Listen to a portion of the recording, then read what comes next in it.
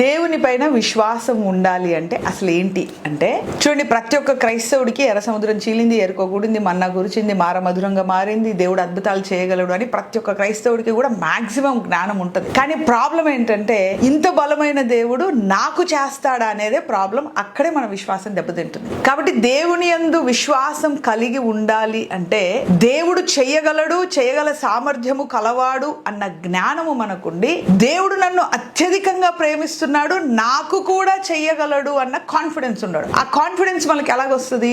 దేవుడితో సహవాసం చేస్తూ, ప్రార్థన చేస్తూ, లేకపోతే ఉపవాసం చేస్తూ, ఆరాధన చేస్తూ, వాక్యం చదువుతూ ఉన్నప్పుడు దేవుడు తన స్వరముతో, వాక్యముతో, ఒక ప్రవచనముతో, అలాగ దేవుడు మనకు ఒక మాట ద్వారా ఒక సూచన ఇస్తాడు. ఆయన నానా విధములుగా మాట్లాడి మనకు ఒక సూచన ఇచ్చినప్పుడు ఆ సూచన మనకు కాన్ఫిడెన్స్ ఇస్తుంది. ఆ సూచనను బట్టి దేవుడు ఖచ్చితంగా నా జీవితంలో చేస్తాడు అన్న విశ్వాసం మనకు వస్తుంది. సో కాబట్టి విశ్వాసము కలిగి ఉండడానికి దేవుని నుంచి ఒక రేమాని, ఒక సూచనని, ఒక కాన్ఫిడెన్స్ ని మనం పొందుకొని, ఖచ్చితంగా నా జీవితంలో అద్భుతం చేస్తాడు, ఖచ్చితంగా నేను క్రీస్తుతో తరతరములు బ్రతికి ఉంటాను అన్న విశ్వాసాన్ని, నిరీక్షణని మనం కొనసాగిద్దాం. God bless you.